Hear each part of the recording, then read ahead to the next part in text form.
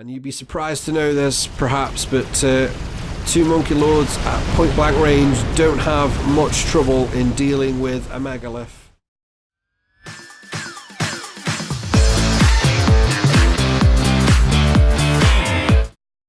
Hello and welcome along to episode 30 of the Supreme Commander Forged Alliance Forever Community Cast Library. I trust that we're all well and ready for the latest installment of Mechanical Carnage. Unfortunately, this week I've had to use a replay where I feature because I'm just not getting enough replays in from the community at large. So please, if you've got replays, I go on about this every episode now, I think, but I desperately need replays. I'm easy to get a hold of. I'm on Discord, just private message me on Discord. I'm on Twitter. See the YouTube homepage or the description of this video for a link to my Twitter. So need your replays. Really want to keep doing this content if I can, but I need your help to do that. Anyway, that's enough waffle from me. Let's crack on with today's match. Hello and welcome along to the iconic Setons Clutch, a 20 by 20 map. We're going with a traditional 4v4 format. It's a bit of an average Joe's one, but it should be just entertaining anyway, maybe for different reasons. Starting off, this team in the top right hand corner, Team 1, this team in the bottom left hand corner, Team 2. Starting off with the players for Team 1, going over to Beach and coming in at 1000, going Cybran is Elon Marks. Elon opening up with First Land Factory here, and it looks like he's going a traditional Hydro Rush. Second up for Team 1, going Aeon, coming in at 1300. It is Fire Messiah, also opening First Land, as is everyone on both teams, actually, probably. And then going two T1 P-Gens, a Max, and then his three remaining Core Maxes. And then a lot of P-Gens and some more land factories. Next up for Team 1, coming in at 1400, it is SWAT, who's gone Aeon. Once again, two T1 P-Gens after the land factory, and then opening up his Core Maxes.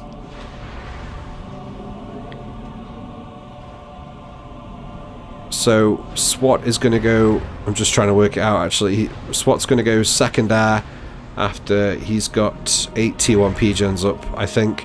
And then also important to note that with his first few engineers, SWAT is manually reclaiming trees on their way to strategic areas of expansion, as you'd perhaps expect for a 1400 to be doing. And then what is very different actually, and this is a pretty unorthodox opening by Black Dragon, T1's last member, coming in at 1000, going Cybran.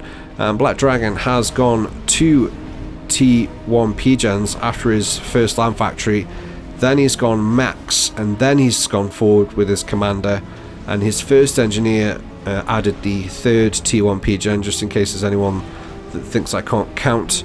And then Black Dragon also doing not as much manual reclaiming with his engineers on their way to expansion areas, but is doing some. Black Dragon does look like he's going to be setting up a T1 production area, getting adjacency off the max points, working their way down the map. That's a lot of T1 factories there that Black Dragon is planning for. I just want to pop back in on the air build here and see how that's going up, and we're going to jump into Fire Messiah here. So his eco is relatively okay balanced. I was a bit concerned now where I saw him building a T1 P-Gen and the Hydro at the same time, as well as also building an air factory. So Fire Messiah is actually going second air. He did have second and third land, but that part of the queue is yet to be reached. And now Fire Messiah going into second land before he's completed the air factory. So not quite a normal build for Fire Messiah, but I don't see too much going wrong here. He's got his forward operating area pinned down as well, so I think that'll sum T1 up pretty well. Unorthodox opening by Black Dragon, who's only just got to the front, so Black Dragon was quite late to front. How is that going to affect the reclaim that he's supposed to be supplying with the rest of his team? Well, we'll find out as we go on. So let's take a look at Team 2. And for Team 2, just picking off on what Team 1 were doing, in particular with Black Dragon, we're going to start off with Kavim for Team 2, coming in at 900, the match's lowest ranking player, going Cybrant and opening first land with 1 T1 PGen and then working his way forward. So Kavim is going to be forward much quicker than his opponent Black Dragon, as discussed in the opening for Team 1. Next up for Team 2, going blue, and another Cybrant player coming in at 1,000. It is 2 cents to you. Going first land with some T2 PGens. There we go. I was trying to get the build order up. With second air queued up way down the line. Something a little bit different. What 2 cents is doing is he's actually going into pure T1 PGen production with his commander, and I assume he's going to pick up the core mexes with engineers. The first couple of engineers, well, the first one is assisting the power production for a little bit, and there we go. Now he's breaking off to cover the mexes, and his second engineer is going up to take some rocks. So not a great opening by 2 cents to you. He is just going into a power stall now, so he has slightly overbuilt / over assisted on his power production before he's got enough mexes up to compensate for that or get up here for the reclaim. So 2 cents is opening, not the best. Next up, it's me. Hello, I'm in this, unfortunately. So I kind of had to use a replay with myself. As you can see, my opening is not going so well. So I opened up with a couple of T1 PGens, a couple of mexes, and now I'm just generally filling out. I hate playing this map. Although I kind of love playing, actually, I'll rephrase that. I love playing this map, I'm just so bad at playing it. So we're not going to pay any more attention to what I'm doing. And then last up for Team 2, it is Nuclear Storm. So Nuclear is a little bit more advanced on his build here, and he looks like he knows what he's doing. So he's gone first land. He's immediately opened up his first 4 core maxes, and then he's making his way down to start making what I assume is going to be the footprint for his first air factory. And actually that's a little bit of a weird footprint there being assembled by Nuclear, so we'll have to see how things go. I think we'll kick the match off from right here, actually. So I'm going to refer to myself in the third person just because it's easier for me to do. And I'm now going, sorry, Sloth is now going second air with a couple of PGens as he's managed to get some form of expansion going. I don't think there's been a lot of manual reclaim going towards the pockets as you'd perhaps expect at a 1400 should be doing. But never mind. And Sloth has started to upgrade a max very early here, and he's going into an unnecessary power stall because of it. He hasn't even opened up all of his starting expansion maxes yet, so I think an early mistake there from Sloth, myself. And I've got an interceptor out, but I'm not sending it anywhere. Back in the air slot, this huge opening footprint by Nuclear Storm for his yet to be built air factory. So I'm assuming that the air factory is actually going to go in this area here. So there's a little bit of a mishap, I think, or maybe it's just some kind of grand plan. We don't know yet. We don't know. But Nuclear, he's about halfway done through his last expansion mechs before he starts quite a heavy assisted upgrade on T2, and that's because over in the front lines we've got reclaim pouring in from the 2 front players. Kavim is making his way to a pocket of reclaim, and while he makes his way there, he may as well just shoot the other guy in the face, as is tradition. And now Kavim is switching up to reclaim. Black Dragon was just a little bit high behind there, and his APM stood still firing. And now moving on to grab some more reclaim.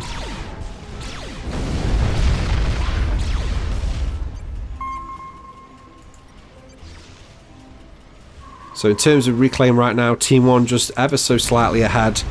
And if we just bump out to observers, we can see that both players do have some T1 land units streaming forward, although Black Dragon's number of T1 units is far greater than that of Kavim. We do have some T1 air over from Sloth protecting the skies above his teammate Kavim, and Kavim is just moving forward to try and grab this last Salem wreck, and 911 mass associated with claiming that wreck. But Black Dragon now is moving in on Kavim's ACU with a horde of Mantis and the right arm action of the ACU itself, and Kavim just managing, we'll talk about that in a second, Kavim just managing to dodge the entrapment maneuver by the Cyber and T1 land units, the Medusas and the Mantis, just trying to trap him. So basically what happened here is Elon's got a shit connection and decided that he should leave. And we all agreed, and we wished him well on his travels. It's not too much of a... Well, actually, I argued, I think, that this was a bad thing and we should restart the match here, because this is essentially giving someone double eco very early on. So Kavim has been forced off front spot, and now Black Dragon is looking to overrun the forward position, and it's been a really poor opening build here from Kavim. He's got virtually no land span production up, and if we look in contrast to Black Dragon has 3, 6, 7 T1 land factories, not including the one that he's currently upgrading to T2. So Black Dragon just completely steamrolling Kavim here, although he has actually not progressed as far as he should have. He's held these units back here, so Kavim is going to be afforded some form of opportunity to regroup, it looks like. Our two rock players, let's have a look on how they're managing to take their islands, and SWAT's taking his island with no resistance whatsoever. Sloth does have some T1 Navy on its way forward, and SWAT's built his navy off the edge of his island, and it looks like he's just going subs, which you should be expecting as an Aeon player. Of course, I can tell you that that didn't occur to me until after I saw that SWAT was only making subs, because I built frigates because I'm clever. But over on the left side of the map, 2 cents has completely not taken his island yet. He's only just landed it, so that's a really late island grab there from 2 cents. And he's also just getting his navy up off just the edge of his main base there, a cliff build from his ACU. And Sloth's now sacrificing his entire stash of T1 interceptors over the top of SWAT's island. And Sloth's just pushed in some frigate series trying to take out this naval factory and deny SWAT early naval presence, but unfortunately the T1 subspan from SWAT will be winning the day here, completely countering Sloth's strategy, if you can call it a strategy. Let's go ahead and take a quick look at some numbers and see who's doing reasonably what where. So generated income, top of the charts right now is of course Black Dragon on 84 a tick, but that's because he's got double eco. So the real first place at the moment is SWAT on 76, second place is Nuclear Storm on 73, and then third is looking like a Fire Messiah. So in terms of the air players, Nuclear Storm is quite far ahead, and of course the air slots on this map and of course the front slots are the only actually balanced slots. The navy slots are stacked against each other. For those that might not know, rock is designed to beat beach, provided that the rock player manages to take the island. And in this case, although very slow on the part of Team 2, both rock players have managed to take their island. And Sloth's been really generous here with his frigates. He's just donating them all to the charitable SWAT Wants Reclaim charity. Can't quite remember what the charity ID is there, but some very generous donation. And I'm sure SWAT will be a very grateful recipient of said mass donation later on in the game or shortly. We've got some gunships rolling out now from Nuclear Storm heading towards middle, and this is why, because Black Dragon, he could have really steamrolled Kavim a little bit earlier in the map. I think Black Dragon also being slightly overextending with his ACU here. When you've clearly got the better of your opponent like Black Dragon has in this situation, perhaps you can afford to be a little bit less aggressive with your ACU, but Black Dragon deciding to get some T2 PD online to assist the push here, and the T1 Tirade now rolling through the choke point at middle into the forward production area of Kavim. We do see the gunship there laying down some fire, and Kavim is defending, picking up a nice level of, well, it's actually his second level of veterancy there, with lots of units to kill. Kavim's got no upgrade on his ACU of yet, and of course Black Dragon is at T2. And we also see Kavim's teammates here telling him to withdraw, and Kavim simultaneously building two Cerberus turrets, although he can afford it, but why not build one and then build another one? I'm not quite sure. Black Dragon here is actually using the wreckage to get the production or the build bonus to get factories up quicker in a more forward position. More gunships rolling in from Nuclear Storm as he tries to assist Kavim in repelling the tirade of Mantis and Medusa. And we do see now Black Dragon with his own T1 air interceptors taking out said gunships. And there's another charitable donation on the way from Paraplegic Sloth over to the area of SWAT, and as we can see, we've got some engineers of SWAT gracefully going about their business, accepting all donations.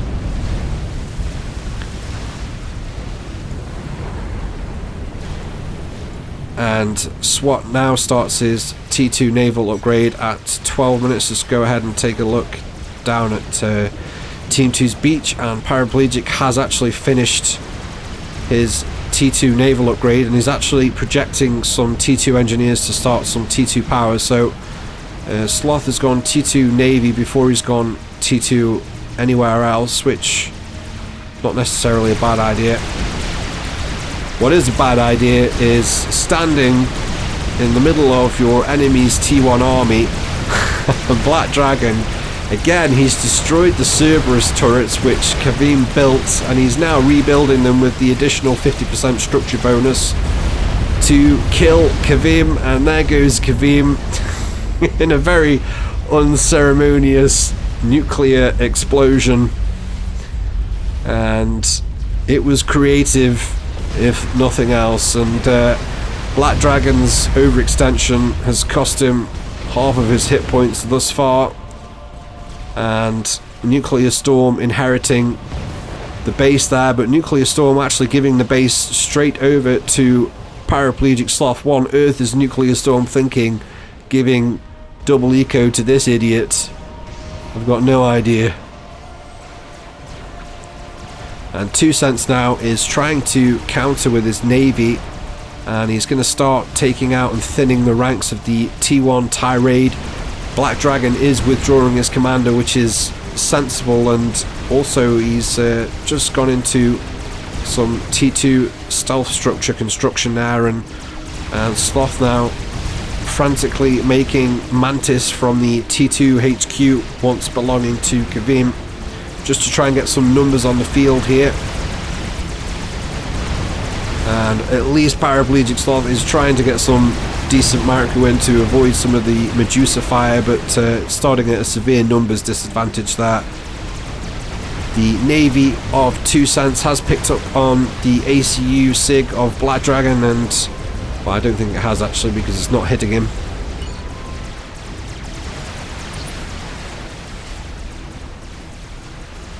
So Kavim in team chats posting some helpful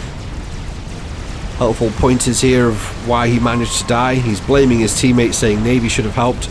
Got to disagree with you there, Kavim. You were completely outproduced by your opponent and you were pretty much killed very fair and square. And I'm not even sure that 2 Cents has the Navy to take on the double eco of Black Dragon. Black Dragon, although not being yet at Naval T2, he's managed to get quite a number of units up here. And it will be just fine. 2 Cents Salem Micro could be a little bit better, but there's more than enough T1 units there to repel Kavim's naval push, and 2 Cents also helping out a little bit with the efforts to repel the T1 tirade. 2 Cents just projecting some of his own Mantis over to the kill zone, and Sloth getting up a little bit of a line of T1 PD down in the South Navy. Oh, and just trying to catch the con there of Black Dragon with a group of T1 subs, but Black Dragon's managed to get away in time, and we've now got a Salem on the field for Sloth as well. That's heading northward. We've got T3 Air. There's been T3 Air for a while, I have to say. Let's jump into our air players. So Nuclear Storm is at 10 ASF and his opponent Fire Messiah is at 12. So T3 air production right now is neck and neck. Let's just jump in and take a look at some numbers once again. So top of the charts now in terms of generated income is Nuclear Storm on 153. In second place it's Black Dragon on 148, although he's got 2 bases. Although saying that, Sloth's got 2 bases as well. Well, no, 1.5. Okay, maybe I'll forgive myself a little bit. But down in third place it is Fire Messiah on 118. So again, just pointing out the difference here between the 2 air players, but also the gap between the 2 rock players. So the rock player for Team 1 SWAT is way ahead of 2 Cents for Team 2. SWAT actually hasn't been very aggressive so far. He's been quite passive. He's ecoing tremendously. Already got some T3 Maxes online. There's a T3 upgrade going down on the commander as we speak. How's SWAT doing for power? So there's the reason for the dip in resources. SWAT's in a power stall as he goes for a heavily assisted T3 upgrade on his commander. Back in the center, Team 2 starting to look like they're getting to grips with the push coming forward from Black Dragon, mainly due to the Navy of 2 Cents helping out those Sirens and Salems, doing most of the damage.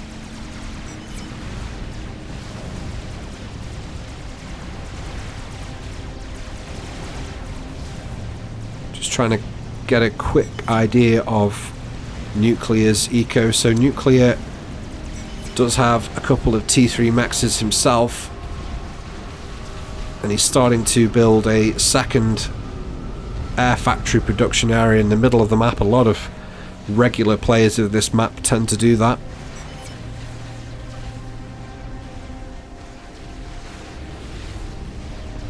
And there's a little bit of a naughty talk going on in T1 team chat right now, and it looks like that Black Dragon has given over the naval factories and 3 T1 Maxes over to Fire Messiah, telling him that he should be fighting Navy on his team's behalf. Fire Messiah rightly asking for the entire base if Black Dragon wants him to do that, but Black Dragon not relinquishing 2/3 of that base's economy. So there's a little bit of a needle going on in Team 2 team chat there, and I'm falling on the side of Fire Messiah. I don't mind the fact that Black Dragon wants Fire Messiah to take over Navy. He is the higher rated player, but Black Dragon's got to give him all of the resources to do that if he wants him to do that, not bitch at his teammate and keep 2/3, 3/4 of the resources for himself. Black Dragon also sending in some T1 units now into quite a heavily defended area in single file, and Team 2, aka Sloth and 2 Cents in this particular instance, need to get a grip on it. There's a lot of reclaim available in the middle, and they're not sending engineers forward to get hold of that. And Sloth and 2 Cents not doing great on the eco right now. SWAT looks like he's much worse off, but that is only because of his power situation. SWAT is about 1/3 of the way through a very painful T3 PGen build. He's completely mass and power stalling now, trying to get that thing online. Not really a surprise when he's also massively assisting T2 naval production. So, Black Dragon's verbal insults not limited to Fire Messiah, but he's also having a go at SWAT. I don't think SWAT's doing too much wrong, to be honest. So things just quietening out a little bit here. We're going to jump up to speed 3, I think. There does look like there's a sizable units being stashed up on both sides of the choke point now. Maybe someone's going to fancy a push soon. Black Dragon going into a lot of T2 power, but also mass fabricator production. But Black Dragon still not given all of the eco over to Fire Messiah for the naval production. In terms of North Navy, let's take a look at the South Navy. So I tend to judge this by destroyers primarily. So there are 6 destroyers on the side of SWAT and 6 on the side of Sloth. But if we just look at both players, there's a lot of other T2 units in the mix for SWAT. In particular, to note the Vespers, the Sub Hunters. So in terms of numbers, it looks quite evenly balanced, but I would rate SWAT is ahead in the South Navy. If we take a look at the North Navy, sorry, the North Pond. So 5 SWATs. There's also a harms up for 2 cents as well. And well, who are we going to judge the Navy player to be? So it is Fire Messiah right now. So Fire Messiah is getting on top of Navy here. And there's an air battle ensuing over the Navy. I've missed the first few exchanges of that, but Fire Messiah looks like he is well on top now, and he's completely eliminated the ASF group of Nuclear Storm, and that's a painful loss there for Team 2. I'm not sure what instigated that fight. I think it's the fact that Nuclear Storm sent forward some solaces to try and deal with the naval superiority that Fire Messiah was starting to get. I don't know how much damage that was managed to be inflicted there, but Fire Messiah's micro on those Salems wasn't very good. He's allowed the frigates of 2 cents to envelop the position of his Salems, and all his Salems need to do is turn around and run away because the Salems vastly outrange the frigates. But Fire Messiah does eventually come out on top in that exchange, but that was some unfavourable trading, to say the least, there for Fire Messiah, although he has managed to claim air over his opponent. So Team 1 looking the much stronger right now. They look stronger in the North Pond, well, both ponds, and I'd probably say they've got more units available at mid as well. And also Black Dragon now is about 1/3 to half done on a Monkey Lord,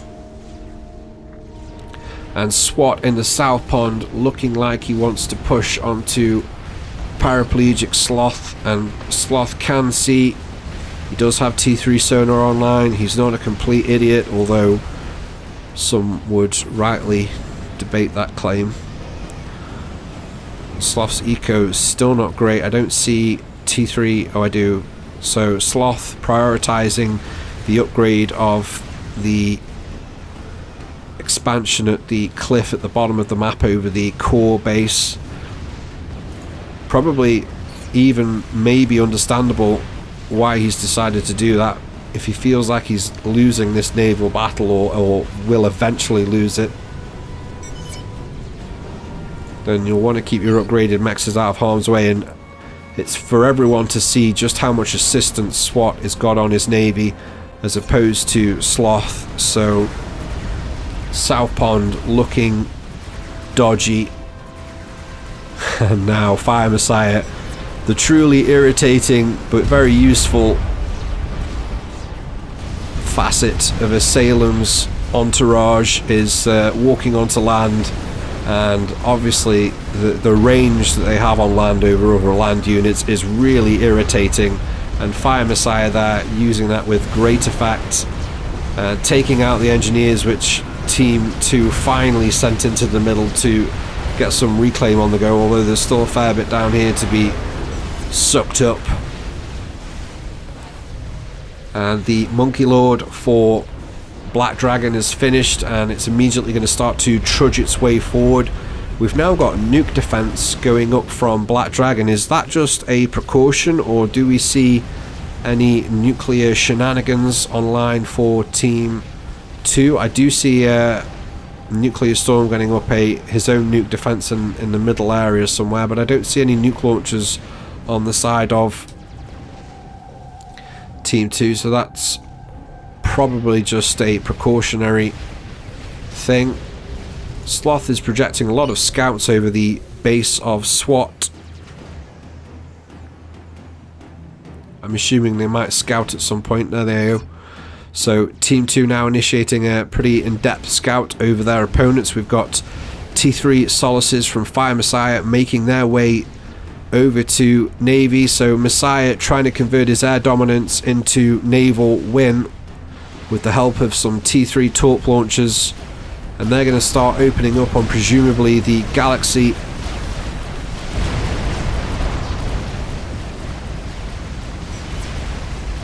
Which they do.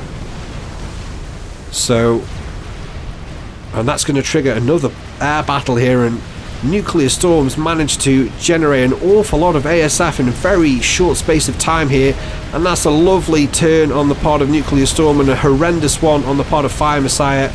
And after convincingly claiming air control in the first air exchange, Nuclear Storm more than redeeming himself with some excellent micro here, and the turns on that air engagement with Fire Messiah were absolutely flawless, and Fire Messiah handedly losing air control there. That wasn't even close. Nuclear Storm completely annihilating the ASF of Fire Messiah, but it has converted the naval win for Fire Messiah. But hang on, Nuclear Storm backing things up now with some of his own solaces onto the T2 Navy, and there are no cruisers in the mix for Fire Messiah, so this is going to be an absolute destruction.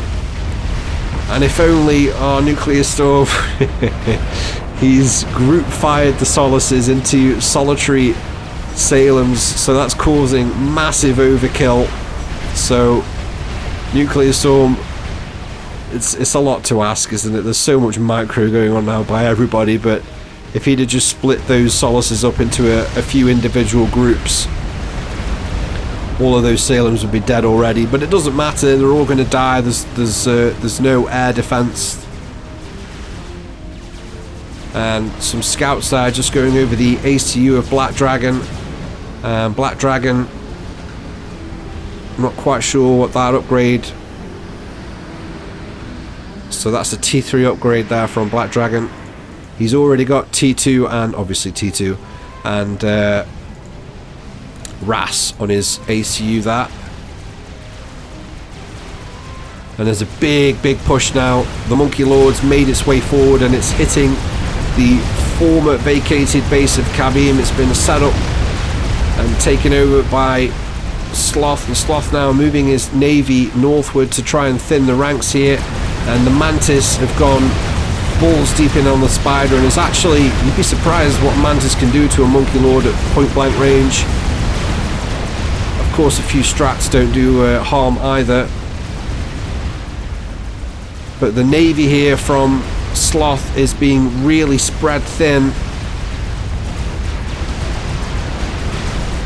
So Nuclear Storm helping out with Restorers and Strat Bombers. The Navy's struggling to land fire onto the Monkey Lord, but it is doing it. But what is happening here is we've got a clump of Salems making their way on land to the north of the naval formation and another to the south, and that's horrendous micro from Paraplegic Sloth, and it looks like SWAT sees his opening here.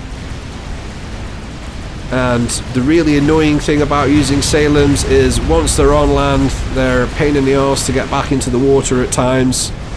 So the Salems in the north clump are literally queuing up and bumping into each other, and the formation looks like it's trying to reset itself, but SWAT is pouring in here, and there are a lot of Vespers in the mix here for SWAT. We do have T2 Torque Bombers out from Paraplegic to try and thin these numbers out, but the Paraplegic's navy is spread way too thinly.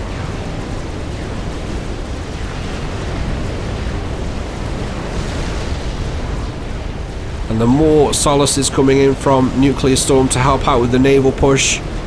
There's a renewed clump of ASF being assembled from SWAT here, so it looks like we've got 2 players on Team 1 now in the air game, so Nuclear's going to have to be careful that he doesn't get outproduced in air, having only recently won it. And the Vespers now have completely bypassed the naval battle to push in deeper and take out Sloth's T2 HQ. That's going to be a difficult blow to recover from here. And over in the North Pond we've got a similar push coming forward from Fire Messiah, but 2 Cents does have battleships online, and maybe 2 Cents going to repel this, but we do also have strats coming in from Fire Messiah. But back in the South Navy, the naval push has been thwarted. The last few Vespers are going to die, so Sloth should be able to regroup now. So a tidy defense thrown up there primarily by Nuclear Storm with the assistance of those Solaces. But over on in the North Navy, things not looking so rosy as 2 Cents is down to his last battleship. We've now got a whole host of T2 gunships coming in, and that's going to go straight for the cruiser. Good target selection by Nuclear Storm, and Sloth is actually counter pushing here with what remains of his T2 Navy. The formation of the Navy is still horrendous, but SWAT's managed to get 3 Omen class battleships online, and they are going to make absolute mincemeat of the Salems, especially if they just sit still and take it to the face. So not a wise tactical decision by this guy. And do we have a big enough lull to take a quick eco check? That Monkey Lord, oh, that's the second Monkey Lord, is it? That must be the...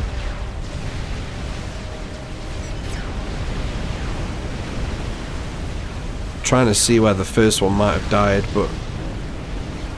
So there's another Monkey Lord making its way forward now from Black Dragon. Sloth has managed to get up his own Monkey Lord to defend, although it's not in a great position were Black Dragon to send it over to 2 Cents' naval rock base.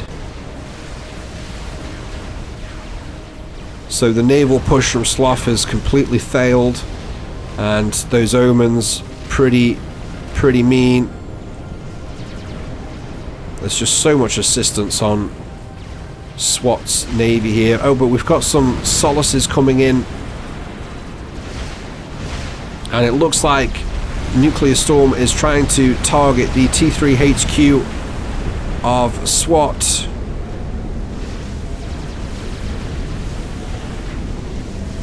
I don't think that's enough Solaces to get the kill there on the factory. SWAT hasn't realised what's happening yet because he hasn't started to use his engineers to repair the HQ as opposed to assisting the build.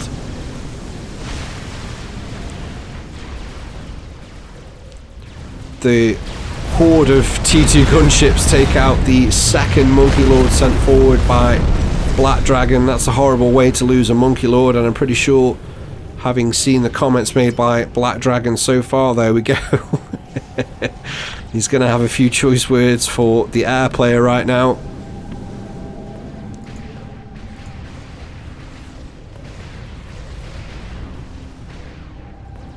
So T1 still looking reasonably comfortable. They've got definite control over the South Pond, and were it not for the great airplay by Nuclear Storm so far, this game would probably already be over.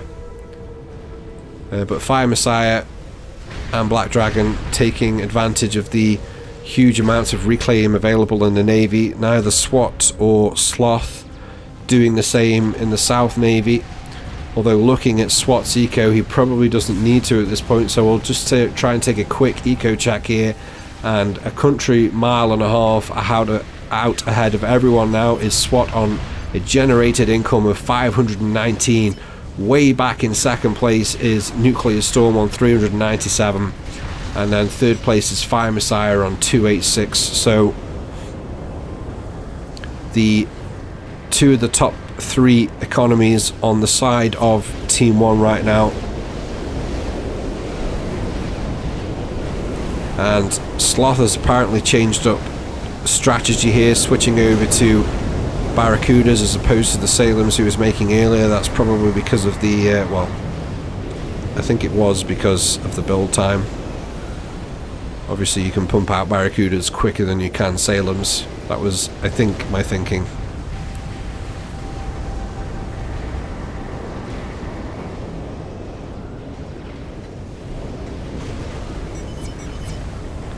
Let's take a quick look at the air game right now and see how our air players are faring. So we've got 85 ASF on the field for Nuclear Storm. I'm pausing because there's a lot of T2 gunships and other bits and bobs as well. So we've got 57 gunships, 21 Solaces. And for Team 1, let's jump in and take a look at Fire Messiah. So 40 ASF. So Nuclear Storm with more than a 2-to-1 advantage in terms of ASF count, although we did see SWAT helping out with T3 air production as well earlier on.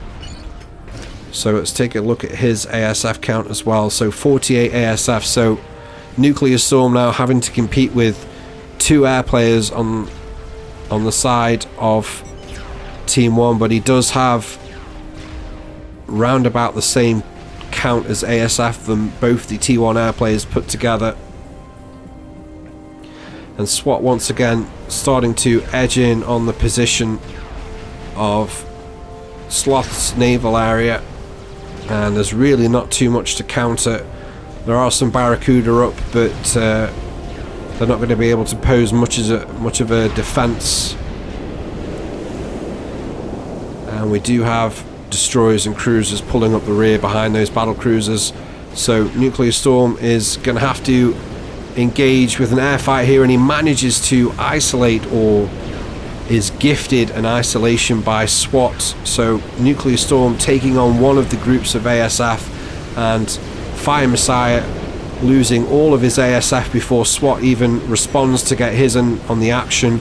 We've got Solaces and gunships now moving into heavily assist, pretty much fight for the South Naval player,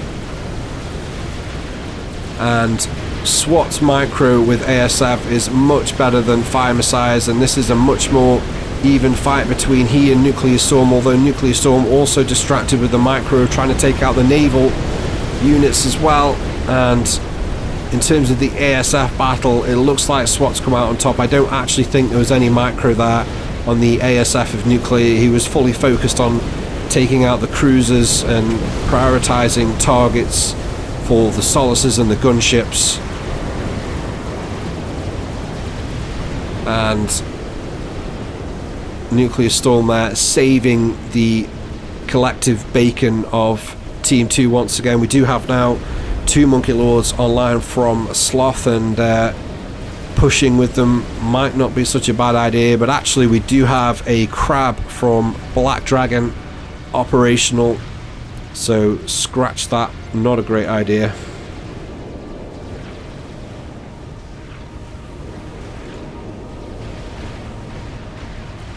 And actually, Sloth here, 20% through a teleport upgrade, stood in the middle of nowhere, no less.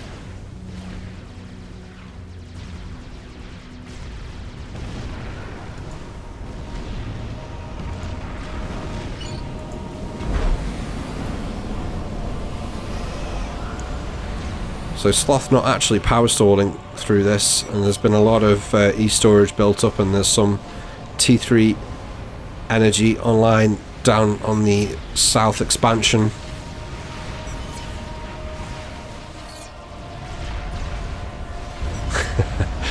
And the friendly team talk continues in Team 2 team chat, and 2 Cents, having lost Navy to Fire Messiah earlier on, looks like he's starting to recover somewhat. 2 Cents also doing a much better job than anybody else at the minute, getting engineers out there to take advantage of the naval reclaim on offer.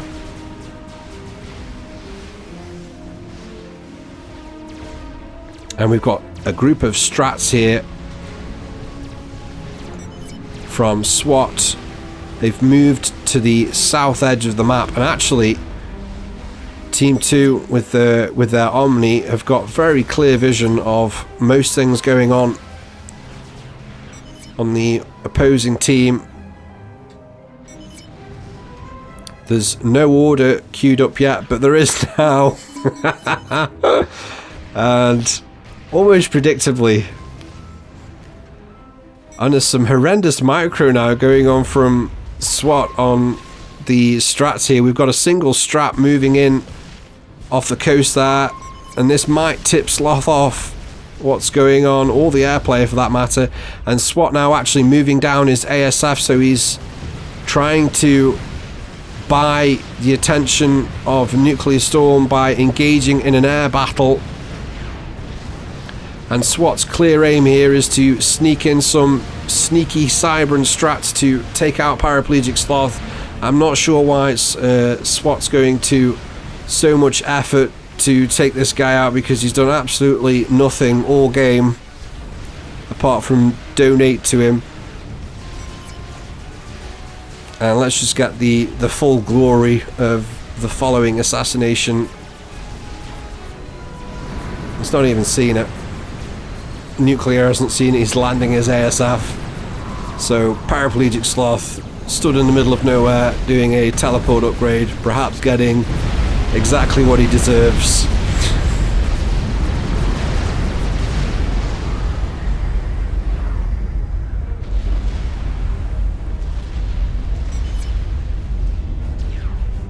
And Fire Messiah congratulating his teammate in team chat, and Black Dragon saying that's not good. And 2 Cents actually now taking over. Oh no, so Nuclear Storm got all of the bases, but Nuclear has given the front base over to 2 Cents.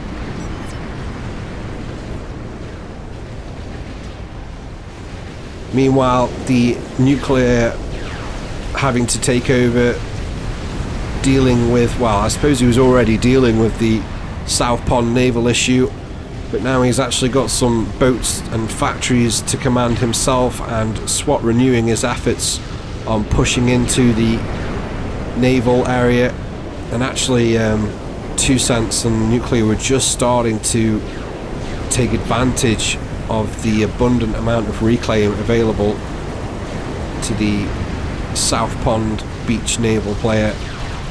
So that was a reasonably well-timed push by SWAT, in theory taking out all of these reclaiming engineers, but the air control on show at the minute. Although Nuclear Storm has left his ASF at home, and Fire Messiah is capitalising on that, taking out a whole host of these Tier 2 gunships which were focusing down on the cruisers and Exoduses, and now the ASF arrive for Nuclear Storm, and the formation of Nuclear's ASF much better. Fire Messiahs were spread out to kill all of the gunships, but SWAT following up with a small group of ASF as well now, so it's a 2-on-1 air fight, but Nuclear Storm faring reasonably well in the trade-off, and he is macroing the ASF as opposed to, well, he was, although the Solaces look like they've taken priority now, and I'm not really sure where they're heading, so they're just circling around taking out the battleship, and the ASF fight's been won by Nuclear. Fire Messiah is completely out of ASF, and Nuclear now just mopping up the last few belonging to SWAT, so the naval push once again from SWAT will be thwarted by Nuclear Storm's airplay. Over in the North Pond we've got a naval push from Black Dragon, and Black Dragon now has retaken command of Navy over, and is that we've actually got a T3 Arty on the field from 2 Cents, and Black Dragon also with a T3 Arty construction of his own, although his position really not shielded yet, so assuming that this has been scouted by Team 2, which it has, it's not been tagged, I don't see a ping, so there's a possibility that the scouts haven't picked up Black Dragon's T3 Arty piece. What they have picked up is a couple of commanders chilling out in that pond there. But in terms of the actual naval push here, Black Dragon looking set to overthrow 2 Cents in the North Pond.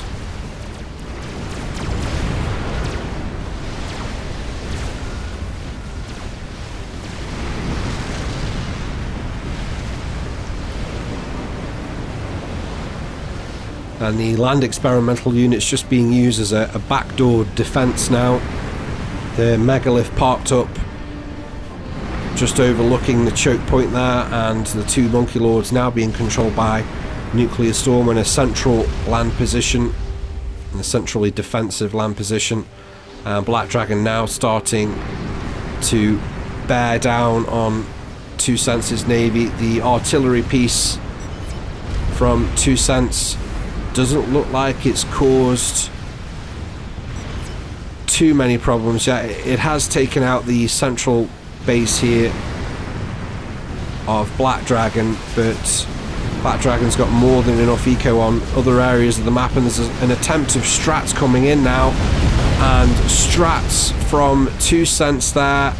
I didn't quite catch the build up, but we caught the target assassination, so Black Dragon on the receiving end of a sneaky strat strike from 2 Cents, taking out his arty piece. And of course Black Dragon once again blaming his air player, not blaming the fact that he built no shield around the thing that he was building.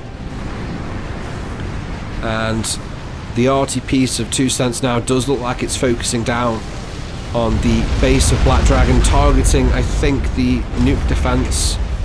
I haven't checked for a while, but I haven't seen any nuke launchers, and we do have a nuke launcher here. It's only just finished, the structure is only just finished.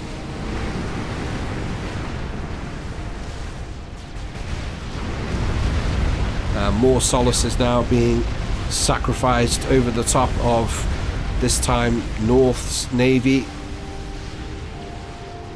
And we just see there Black Dragon's base is slowly succumbing. He's actually still got a T1 Max there, Black Dragon. Pretty much his core area. But Black Dragon slowly losing all of his base there to Arty.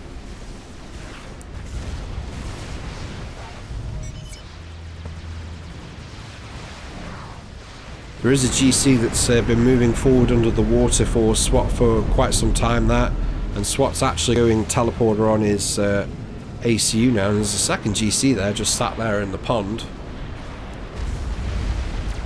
I'm not sure why that's not on the move toward the forward lines, and there's a land push being accompanied by the naval support now by Black Dragon. The first time in this game that one of the teams have managed to coordinate something like that. Of course, it's one player doing it this time. So 2 Cents is just trying to sit back with his Galaxy class battleships, trying to take out the Salems from range. Definitely the right course of action when you're only facing T2 Navy. There are of course no battleships on the side of Team 1 in the North Pond at least.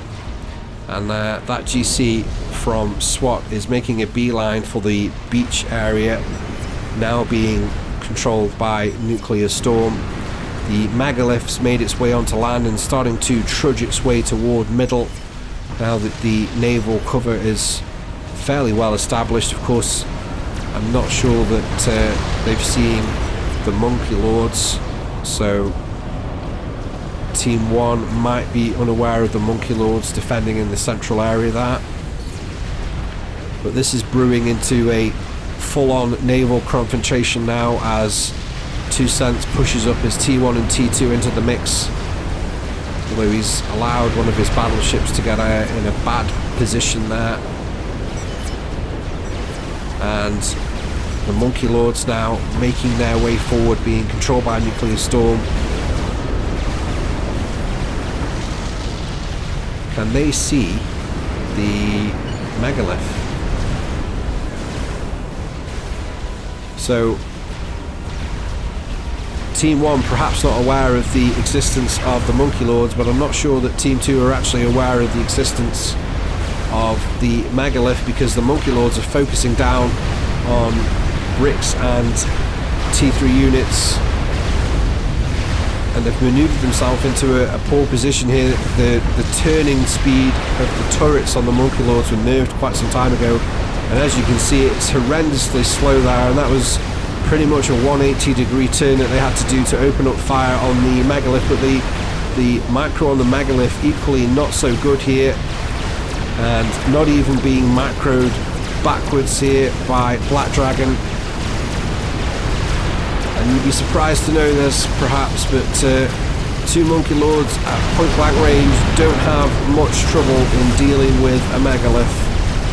And the Megalith goes down to the Monkey Lord, and now the Monkey Lords are going to start refocusing down on the units.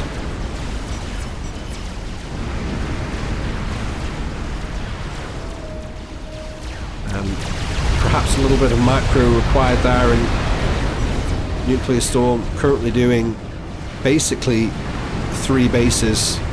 He's doing the job of 3 bases anyway, because he's defending front, he's defending South Pond, and of course he's trying to maintain air superiority.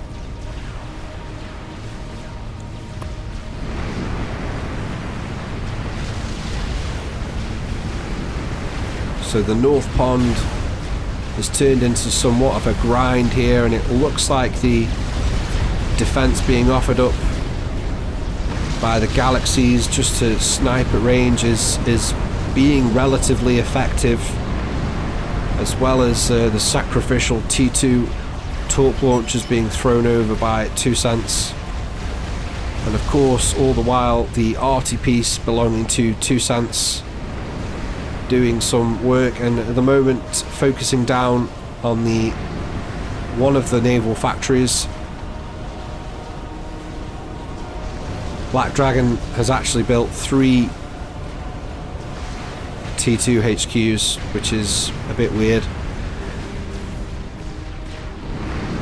So maybe 2 cents thinks he's trying to take out the 1 HQ that Black Dragon would logically have, or maybe he's just targeted the general area to thin out the build power, the assist power on the factory. We've got Revenants now, strat bombers from SWAT making their way over to the middle of the map, and there's an assault run looking like it's going to pan out over towards 2 Cents' base. The logical target would either be the ACU or the artillery piece, depending on what their intel is like. So 2 Cents' ACU is in a very snipeable location. It's almost as retarded as where I left my ACU before I died, and we've already seen that SWAT is looking for snipes like this. Oh, and actually the plan here is a ground fire attack onto Nuclear Storm's ACU in the middle of the map here, and this might actually work.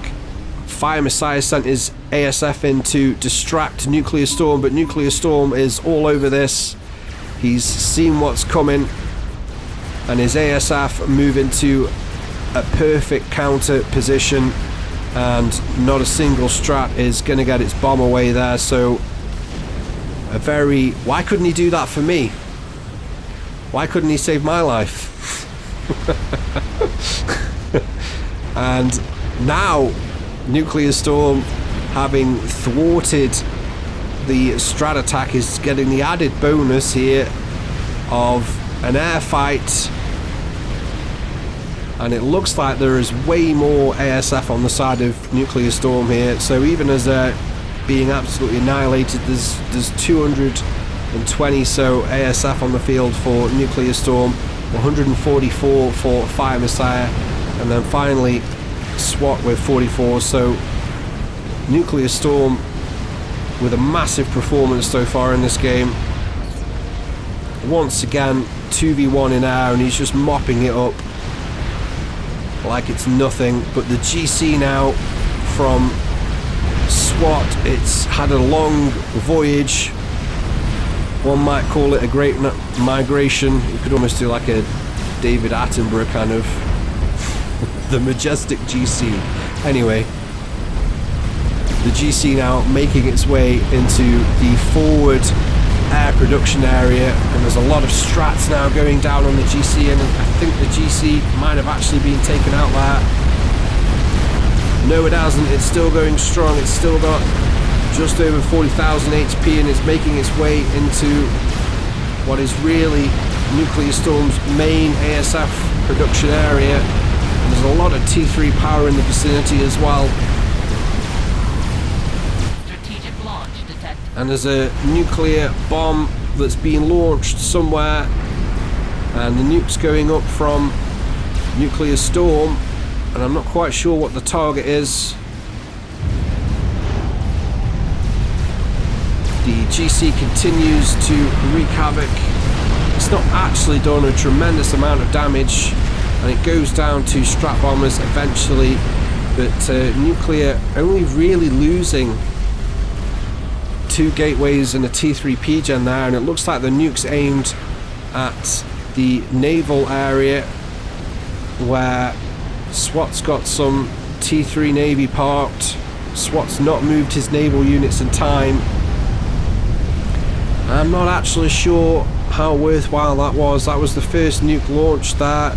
It only got 6 kills.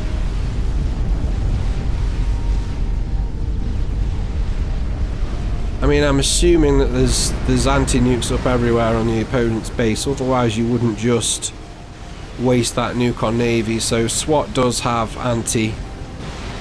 Probably not worth... I don't know.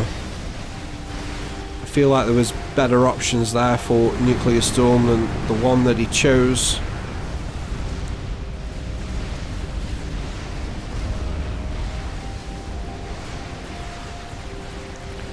But choose that option he did.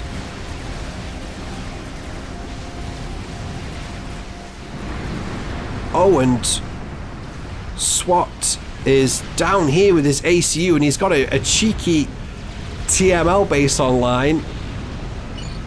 And of course, with the T2 stealth structure, no one can see him just yet.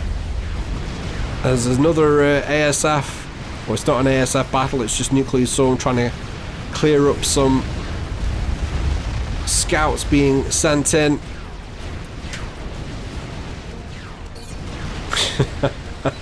Every time I cut into T1, Black Dragon is like bad-mouthing one of his teammates. Says the guy that's horrendously overflowing on mass. Look at that. It's terrible.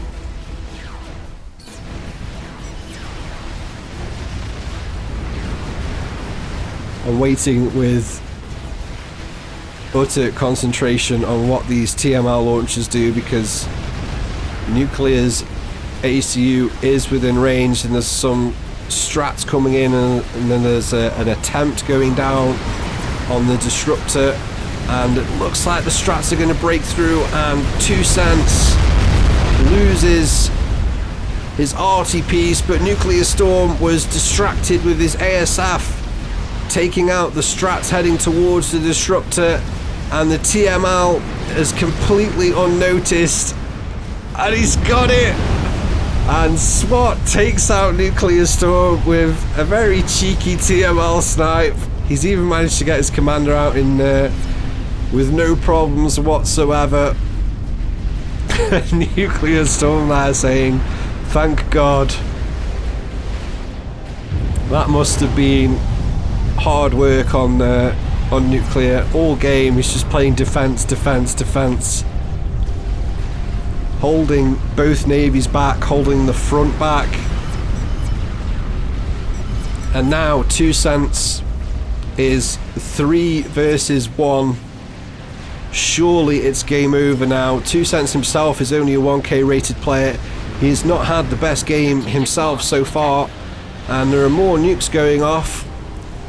And they're actually from T3 subs here. Oh, and they're heading towards the pond where Fire Messiah and Black Dragon have got their commanders stashed up, or at least one of them was. Neither commander is moving.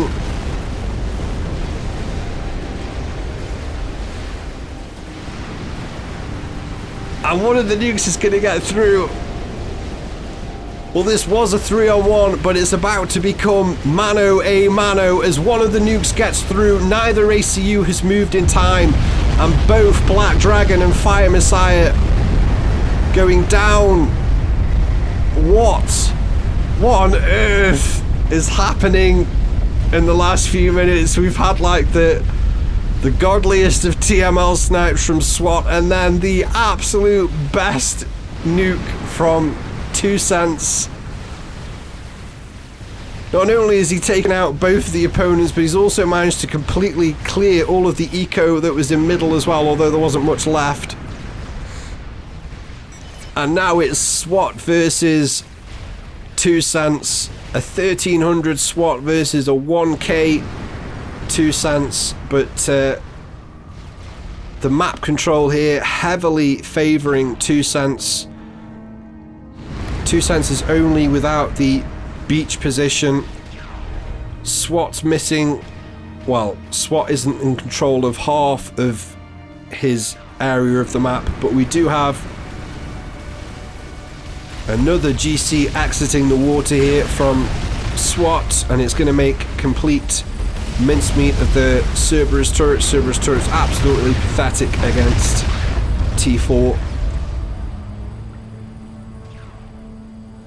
So this could go any way really. I feel like the map control definitely favours 2 cents, and if we just look at the economy right now, 2 cents is in the lead on economy, but you can't imagine that the 1k 2 cents is going to make as good of a job using the eco as the 1400 SWAT, but we'll have to see. But not only that, but this GC is potentially going to cause all sorts of problems here. Nuclear Storm just suggesting in team chat that he starts to spam some mercies, because this is a real problem. The nuke launcher is half loaded, and the GC is going to make headway now into an area full of T3 power production, T3 air factories, and a lot of RASCOMs here. In fact, if you just use the RASCOMs to attack, that might be enough to finish this GC off, and instead he's assisting to get restorers and strap bombers built. And SWAT prioritising the destruction of the nuke launcher, a wise decision there, and he's just trying to kill all of this area off. Basically trade it for the GC, and that would be a pretty decent trade, to be honest. I'm not sure in terms of an air HQ in this area. I don't think so, so 2 cents won't be completely without T3 air production. Oh, and 2 cents has got all of his ASF over the area of SWAT here, and that's horrendous micro from SWAT, and sorry, horrendous from 2 cents, and SWAT is clearing all of the ASF up here. It's the action's confusing me. We've got blue on blue. When it comes to colour, my eyes aren't the best, but SWAT definitely winning there, and I've got no idea what 2 cents was attempting to do there. It's like they're on a patrol pattern on the other side of the map, right over the enemy's area of air production. Crazy decision by 2 cents, but 2 cents is moving up everything he's got left through the middle on land. We've got 2 Monkey Lords in the mix. One of them is only got half a life left. SWAT's trying to counter the North Pond with strats, and 2 cents is using the Salems to the best of his ability, and they are on a slow march in towards the right half of the map, trying to suss out what SWAT's endgame is going to be here. He continues to pump out T3 naval ships in the bottom pond, which is this really kind of wasted mass because he's already won South Navy. His opponent doesn't look like he's even making any attempt to win it back. And there's another GC online now for SWAT. I don't really see these 2 Monkey Lords being pushed up from 2 cents. I don't really think they're going to cause too many problems. And we've got pockets of strat bombers now from both players. We've got 2 cents hovering a pack of... Let's grab a look. We've got 24 strat bombers over the North Pond somewhere. And if we look at SWAT, he's got 17 hovering around in the south. And SWAT now is sending his strat bombers in on a run. I'm not sure what the target is. I'm not even sure where 2 cents has got his commander stashed away.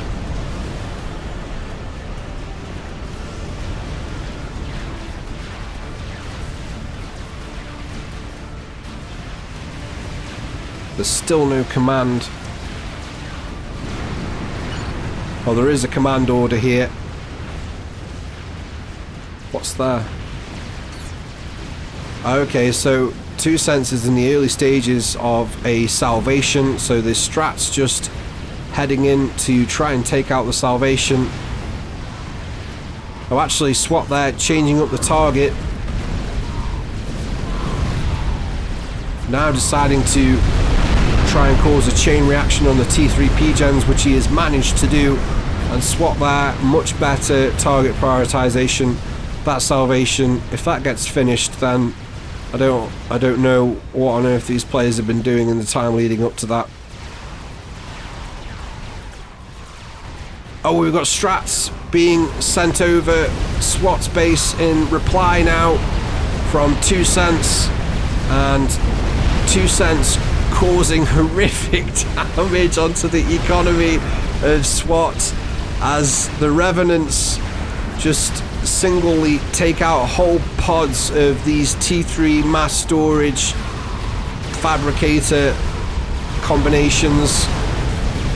And it's almost unnecessary here because the two Monkey Lords have made it all the way around without encountering the GC being sent forward by SWAT. And the strats also continue to rage over on the other half of the map. But their target prioritization doesn't look nearly as good as what 2 Cents is managing to achieve on the other side of the map. And 2 Cents is actually losing all of his strats to ASF. 2 Cents hasn't built any ASF to take out the strats over his area. But the Monkey Lords now moving in to mop as much up as possible. And the ACU of SWAT is safely stowed away in the little lake to the edge of the map. And the strats now focusing down on support commanders. Where on earth is 2 Cents' ACU? Strategic launch detected.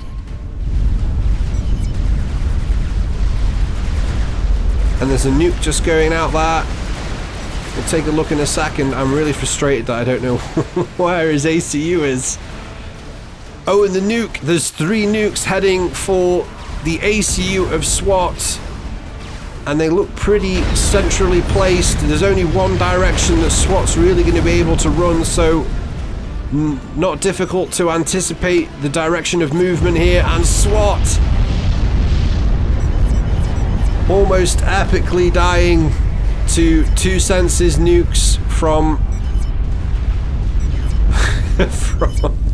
hang on, we gotta get this. These things right at the end, but it doesn't matter. The nuclear submarines aptly named Plan B. I didn't notice that till then. That's quite funny. So Plan B coming good for Team 2. I still want to know where his ACU is, but I guess it doesn't matter now.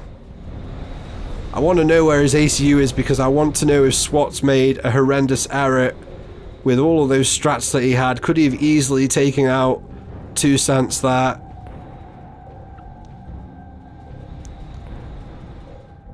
I don't know. I can't waste all this time. You guys want to see the numbers, I know you do. Right, so we'll go ahead and take a look at the numbers.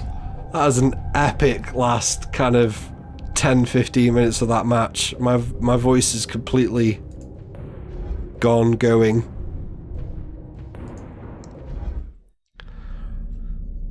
So taking a look at the numbers here, 2 Cents coming up trumps for Team 2, getting 3 kills, 3 absolutely enormous kills in the last 5 or 10 minutes. SWAT taking out 2 players, both very, very well executed snipes. One a strat snipe on yours truly and a TML snipe on Nuclear Storm. Black Dragon also getting the early kill of Kavim with his T1 shenanigans. Taking a look at the categories, Nuclear Storm coming out on top on power production, SWAT unsurprisingly coming out on mass production and total kills, units built going to 2 Cents. So man of the match for this one. I'm actually conflicted in 3 directions. I thought SWAT for Team 1 played terrifically well for his team. One thing Black Dragon was kind of right on was Fire Missile didn't really have a great game. So SWAT played really well. I'm basically trying to say that SWAT carried his team for the majority, certainly the latter half of that match. Obviously Nuclear Storm was magnificent throughout up until his untimely assassination. And 2 Cents coming up in the last 5-10 minutes with absolutely perfectly executed kills, very well scouted, fought through.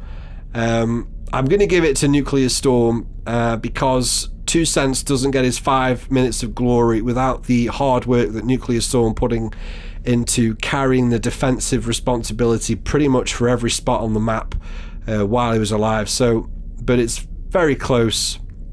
Three excellent performances there from SWAT, 2 cents, and Nuclear Storm, but we're going to give man of the match to Nuclear. Hope you guys agree with that. If you disagree with that, please state your claim for man of the match and your reasoning in the comments section. I read everything, don't you worry. Right guys, thank you very much for watching. Take care. I hope you enjoyed that as much as I did, and I'll catch you in the next one.